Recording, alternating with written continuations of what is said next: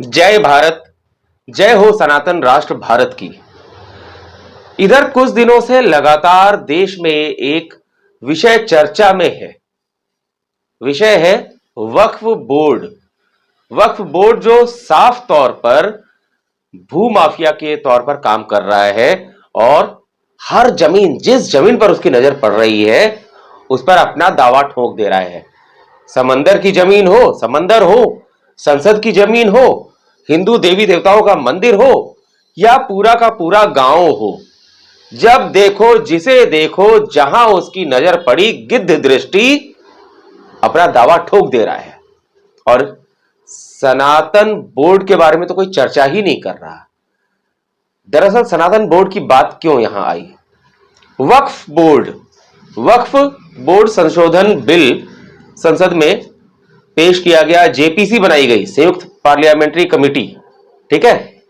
और इसके बाद अब वक्फ बोर्ड का क्या होगा, कैसे होगा, उस पर चर्चा चल रही है। और इसे लेकर एक खास वर्ग हाय तौबा मचाए हुए है। कोई कहता है वक्फ बोर्ड सरकारी है, तो इन्हीं में से एक जो खुद को बहुत बड़ा मसीहा साबित करने में लगे हैं इस समुदाय के, उनका कहना है वक्फ बोर्ड तो प्राइवेट है। सरकारी है कि प्राइवेट है, जो भी है, पहली बात, वक्फ बोर्ड नाम की चीज जो है इस देश में, भारत में, सनातन संस्कृति वाले देश में, इसका तो अस्तित्व ही नहीं होना चाहिए था।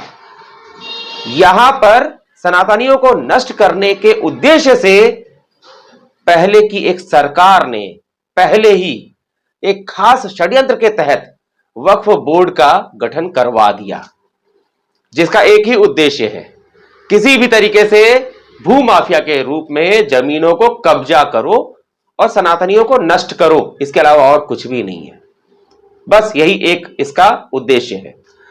अब इधर खबरें आ रही हैं, कथावाचक देवकीनंदन ठाकुर ने सनातन बोर्ड के गठन की बात कही, इसलिए मैंने कहा कि सनातन बोर्ड की तो कोई बात ही नहीं कर रहा। देवकीनंदन ठाकुर ने कहा कि जिस तरह से वक्फ बोर्ड है उसी प्रकार सनातन बोर्ड होना चाहिए। यहां पर मैं अपने संगठन की ओर से यह स्पष्ट करना चाहूंगा कि सनातन बोर्ड अथवा सनातन कल्याण बोर्ड, इस तरह का बोर्ड अगर बनाने की बात आती है तो उसमें हम पूरी तरह साथ हैं, यह हमारा समर्थन है इस तरह की बात को। परंतु यह बात आई क्यों? सिर्फ और सिर्फ इस कारण से क्योंकि एक अनैतिक, एक अवैध बोर्ड, इलीगल बोर्ड, जिसको हम सभी के सर पर बिठा दिया गया, दशकों से काम कर रहा है, जिस बोर्ड का यहां कोई औचित्य नहीं है, होना ही नहीं चाहिए। मतलब जिन आक्रमणकारियों ने हमारे देश पर हमला किया, उनको उनका महिमा मंडन करते हुए उनके लिए एक बोर्ड बना दिया गया।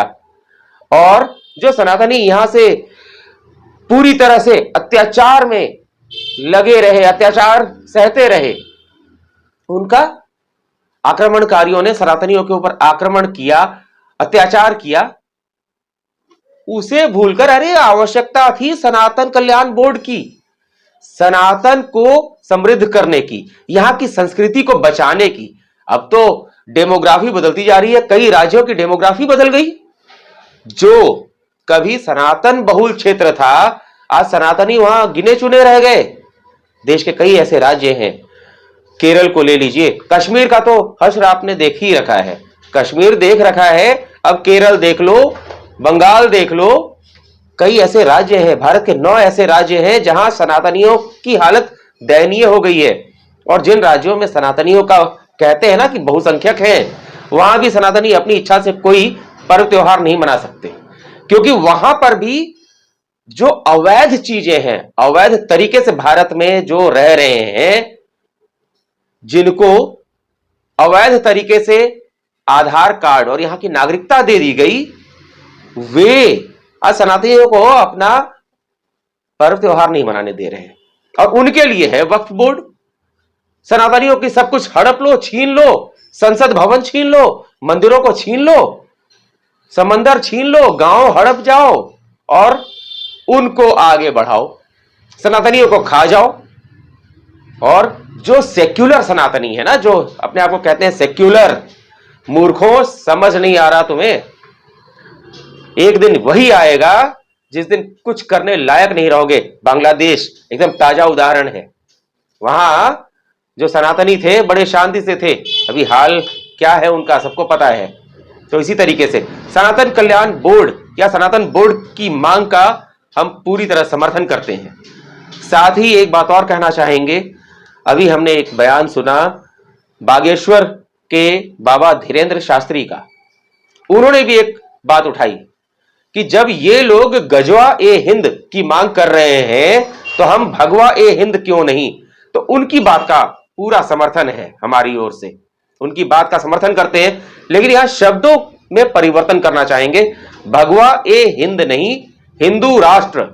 हिंदू राष्ट्र, भारत सदियों से, सनातन काल से एक हिंदू राष्ट्र रहा है। इसका हिंदू राष्ट्र का तमगा छीन लिया यहां की पूर्ववर्ती सरकारों ने। मौजूदा सरकार की भी इतनी हिम्मत नहीं हुई कि इसको वो तमगा दिया जा सके। विश्व में इस्लाम के लिए 56-57 देश हैं, ईसाइयों के लिए कई सारे देश हैं, हिंदुओं के लिए कोई देश है क्या? एक भी हिंदू राष्ट्र है क्या? नेपाल कुछ सालों पहले तक हिंदू राष्ट्र था, उसे भी धर्मनिरपेक्षता के चादर में, चोले में ओढ़ाकर हिंदू राष्ट्र का तमगा उससे छीन लिया गया। आज विश्व में एक भी हिंदू राष्ट्र नहीं है जो आज खुद को कहते हैं हम हिंदू हैं, हिंदू हैं। लेकिन तुम्हारा राष्ट्र कहां है? जिस देश में रहते हो उसे भी तो धर्मनिरपेक्ष का तमगा डाल दिया गया उसके ऊपर।